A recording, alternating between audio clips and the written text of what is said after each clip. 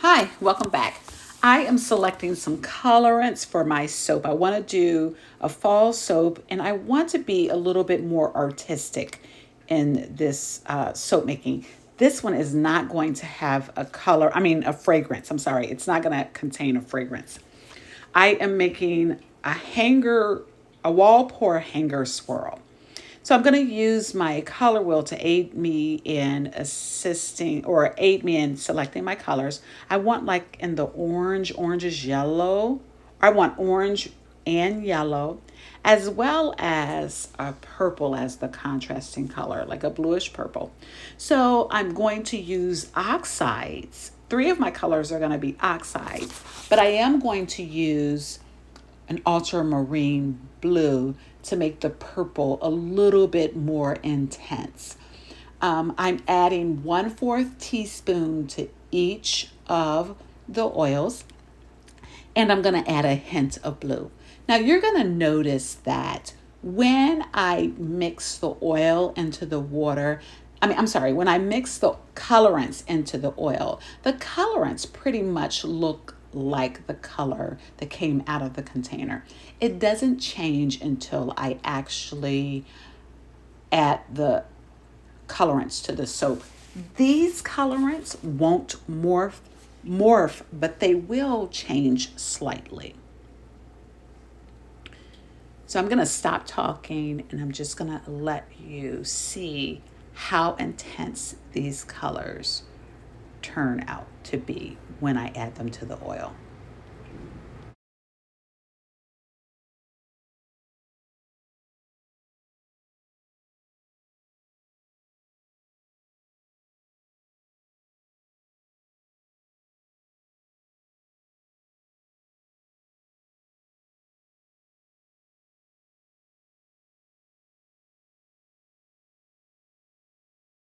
Now that I have my colorants mixed, it is time to add those colorants to the soap. I'm going to first start with the yellow and I'm going to mix it and blend it. Next, the orange, mix it and blend it. And then the purple. My soap was starting to thicken up, but I stirred it and smoothed it out. Adding the oil also helped. Adding the soap colorant also helped thin the soap out. Now it's at the perfect consistency for pouring. So I'm going to clean my area, organize my area for pouring. Now, again, I'm doing a wall pour, so I am going to just tilt the soap mold toward me, taking out the hanger or the tool that I use for a hanger swirl. And I'm just going to pour this along the wall. I'm going to go back several times with each of the colorant, and it's going to layer the soap. You won't really see the design, until a couple of days later. And I'll show you that after I after it is rested and set for a couple of days. But anyway, I'm adding the four soaps. I'm liking the way the purple turned out. It turned out perfect. I mean, it could have been a little darker, but I'm happy with the way it turned out. And I'm going to repeat the process again. I'm going to start with purple, and then I'm going to go with yellow, and then I'm going to start with orange, and then I'm going to start with purple, and then I'm going to do purple. I want to keep the lighter color in the middle so that you can kind of see the contrast better. And again, I'm just pouring that along the side. I did a wall pour challenge earlier in the year, and I didn't win the challenge, but I learned a new skill. So I just want to, for the next couple of months, I'm going to be doing wall pour in different styles or different techniques. This is a wall pour, but I'm also going to use the hanger swirl in it. So I am cleaning out the rest of these containers. I want to make sure that I get all of the soap into the mold.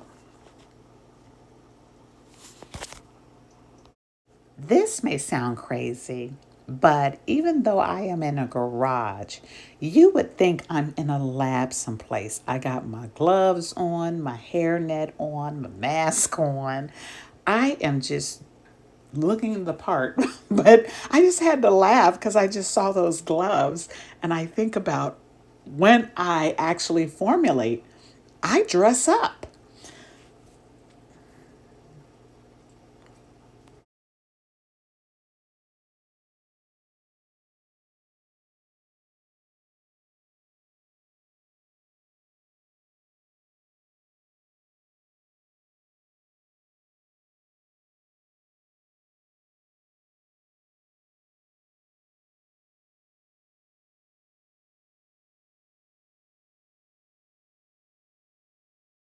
So now that I have the soap in the mold, it is time to just kind of bang it on the table so that I can get the air bubbles out.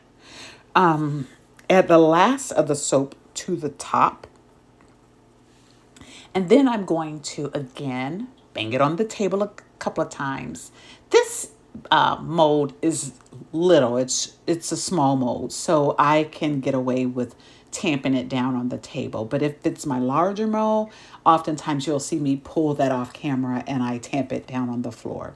So I'm going to tap it down so that I can get the air bubbles out of the way. And then I'm going to use my tool to do my hanger squirrel. So I'm just going to just kind of, you see the motion. I can't even describe it. I'm going to do that a couple of times and then take all of the soap that is on the tool, the instrument, put it back in the container, wipe off my hands because soap is messy. And then I'm going to clean the container and I'm going to, again, tamp it down, get all the air bubbles out. And then I'm going to make a design on the top of the soap. So I am going to stop here. Enjoy the rest of the video and thank you for watching. Bye.